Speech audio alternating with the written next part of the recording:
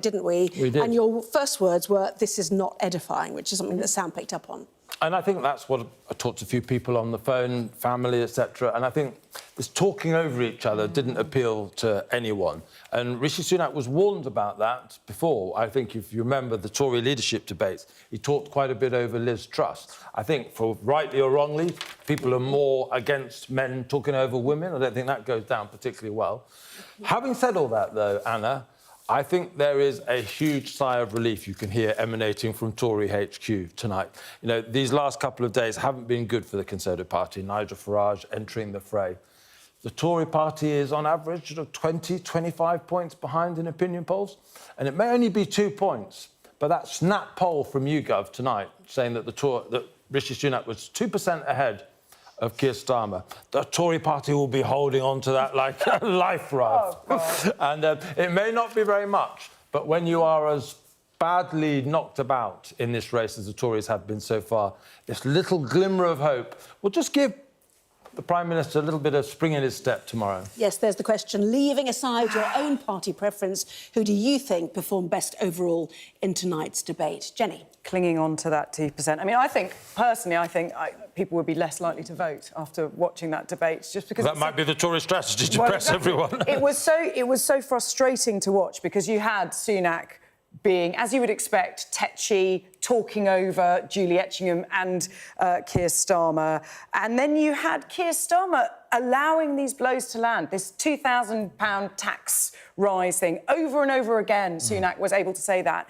And really, Starmer wasn't able to rebut it. He said at one point at the end, "This is ridiculous, but we won't go into the details now." It was weak. And Starmer is the one with everything to lose in all of this. But meanwhile, I mean, I did think it was kind of quite desperate from Sunak, a lot of it. I think he mentioned furlough 5 times. He was like, "Please think of me as Mr. Furlough. You liked me then. Remember that." And this idea, you know, that we're living in these unsafe times. You don't want to be with an unknown quantity in unsafe times. And but he shouldn't have been able to land the blows that he did. And I was quite surprised that he was able to land anything at all, given how uncomfortable he is. They both are so uncomfortable, but given how prone he is to being tetchy and looking like he's not smooth and in control in these debates. I think you could see who was the person behind in the polls and who was ahead. Yes. I think Keir Starmer turned up tonight a little bit, just not to make a mistake. Yeah. And therefore he wasn't throwing the punches in the way that Sunak was there, you know, really going for it. He needed to make a difference. And some people will have liked that aggressiveness, some people will have not liked it at all. But you could definitely see who was the person who needed to change the weather today. And it wasn't the Labour leader, it was the Tory leader. OK, well, let's see how the newspapers reacted, those that maybe adapted their front pages, finishing only half an hour. It gets quite late for them. Starting with the Daily Mail, then, leading with that first leaders' debate ahead of this year's general election with the headline, "Fiery Rishi comes out swinging and lands big blows." Shaky start for Farage, that is on the front of the Metro, after the Reform UK leader had a milkshake thrown over him while launching his personal election campaign in Clacton in Essex. Financial Times reporting on Indian voters delivering a shock to Prime Minister Narendra Modi as the ruling party failed to win a majority in the elections there. The Mirror marks the 80th anniversary of the D-Day landings. And on the front of the Star, killer whales that attack boats are not aggressive, but just bored teens, according to new research.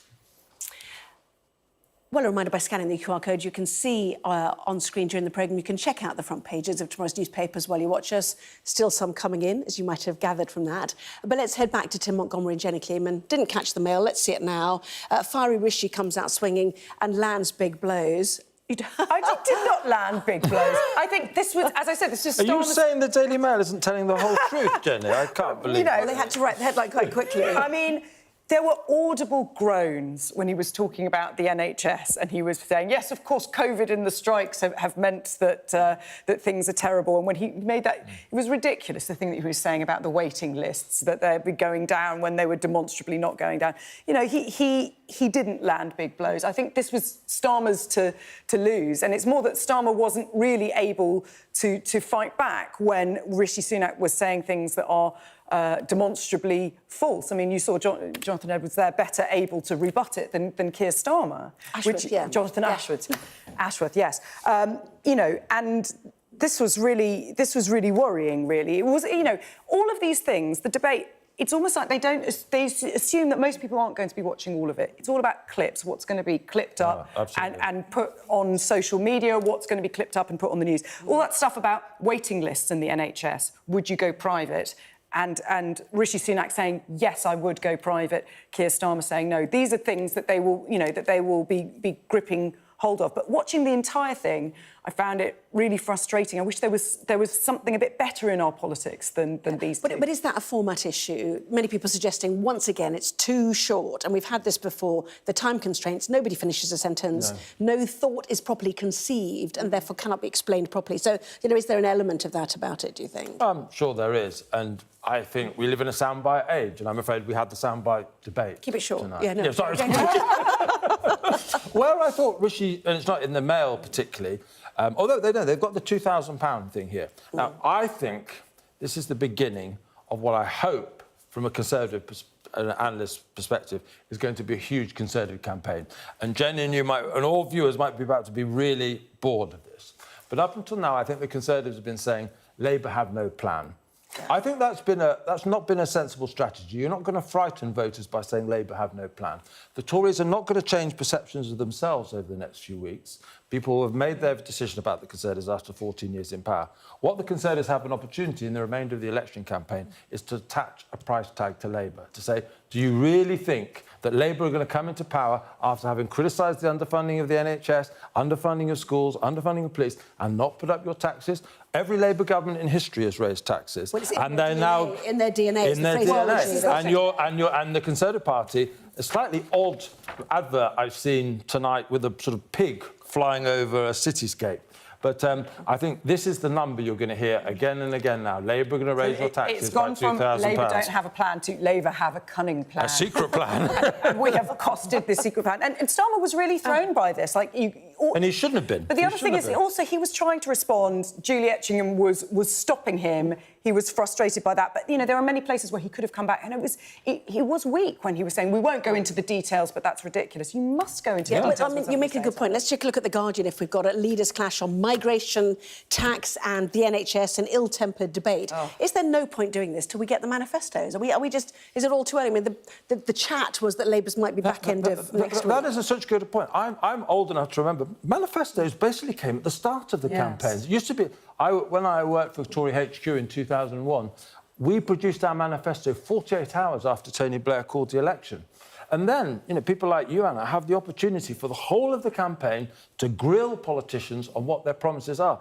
I think we're deliberately letting politicians off the hook, really, delaying their manifestos until, I think it's still a week or so away for either of the parties. I heard June the 13th, but I don't think it's been confirmed, has it? But that means that they can, you know, they can sort of stymie debate until those manifesto launches happen, and only then can we start to cost proposals and grill them properly. And I think we should be a little bit angrier about that than we are. That's tomorrow's job, right? Okay. I get very frustrated by the bludgeoning of these catchphrases over and over again. We've got to turn the page. We've got to turn the page on part of Starmer, and then also Sunak completely the whole he hasn't got a plan, and now that's shifting it into something else. Because not many messages land, and I think they've worked that out over the years, haven't they? It's so depressing if you really are looking for ideas. We are at a critical point in this country where we need a breath of something new, and it is very disappointing that all we're getting is these messages and soundbites over and over again. And yes, I think if we did have these manifestos, we could actually talk about points of detail. Yeah, or election moments, which we'll come on to, obviously, which is Nigel Farage and a milkshake, isn't it? So plenty more reaction to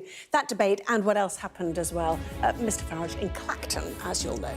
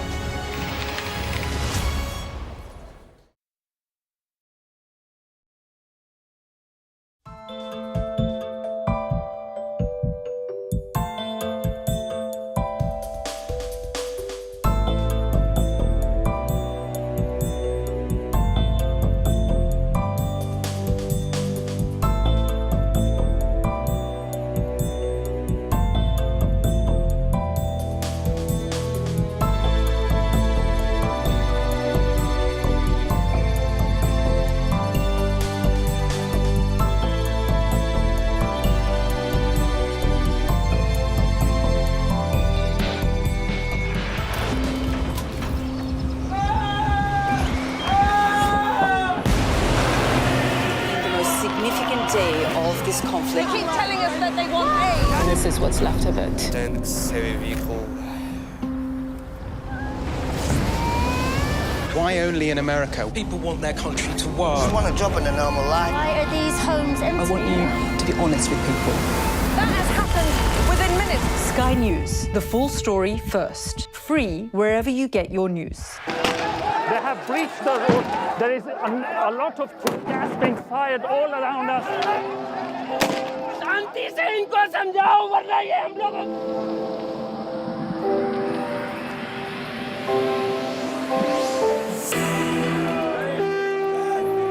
It is an absolute carnival kind of atmosphere out here for Prime Minister Modi's decisive victory.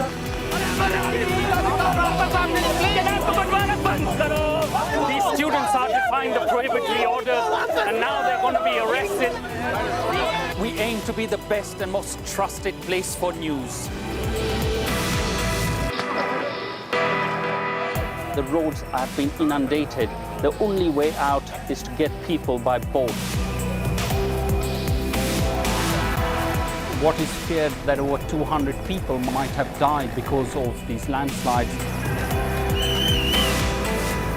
This on any given day would have been bustling with people, but today it's absolutely deserted. This is one of the most sensitive areas of northeast Delhi where there's been clashes. I'm Neville Lazarus and I'm Sky's reporter based in Delhi.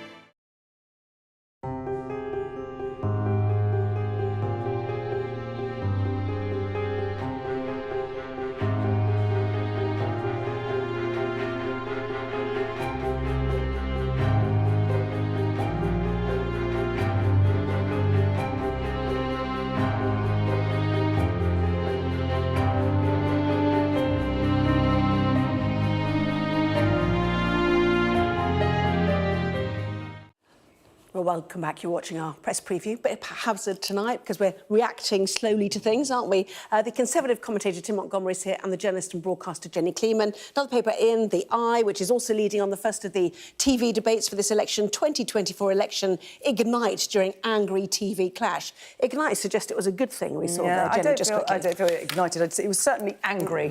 I felt angry watching it. Interesting, they're sort of picking up on Jenny's theme as well.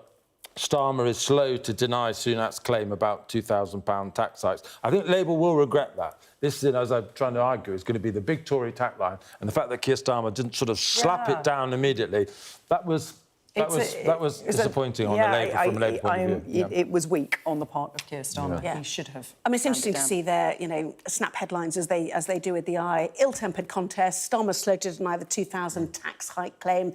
Prime Minister is jeered by studio audience for his false claim that NHS waiting lists are falling. Clapped, though, to be fair, when he said, I'm not giving taxpayers money for that 35% demand from junior doctors. Snap poll on which of them won, that YouGov poll, which we reported first, Sunak edging it 51% to 49%. They also clashed on state pensions, immigration, human rights, schools and building homes. Meantime, we'll go ahead to the Metro, which is the shaky start for Farage. Certainly The Eye had suggested he was first mobbed and then shaken, Tim.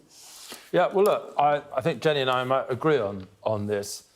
It was only a milkshake today, but it could have been so much worse. And I know a lot of candidates, a lot of MPs, or former MPs now, who do worry an awful lot about their safety, of themselves and their family. And Farage, I think, initially made a little light about this, but in an interview that's appeared later on this evening, he was sort of saying... He was asked about this, and he said, actually, it does worry him. He does think about it a lot. And I think we just had the Mexican elections where I think 37 candidates were murdered. And so we're not in that league, but we have lost Joe Cox and David Amis, in recent years. The security of our candidates is a big issue, and I would like to see a proper punishment of this woman. Maybe it was only a milkshake, but I think we need to send a message out to everyone.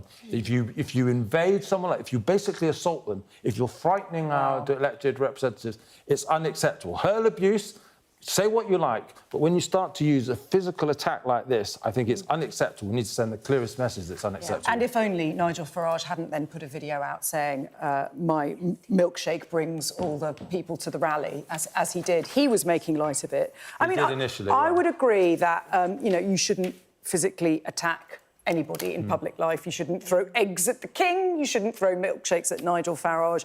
I do think he is an incredible opportunist, and if I lived in Clacton or was part of this constituency, I have relatives of mine who are in that constituency, I'd be incredibly frustrated at having him manipulate this for his own pure personal But brand. you wouldn't dare do anything like that, would you? Of course not. No. You don't need to do something like that. But, this has been a boring election campaign so far, apart from him and the milkshake and Diane Abbott. That's been it. Jenny, Tim, for now, thank you very much indeed. More reaction to the spin room coming up at the top of the hour.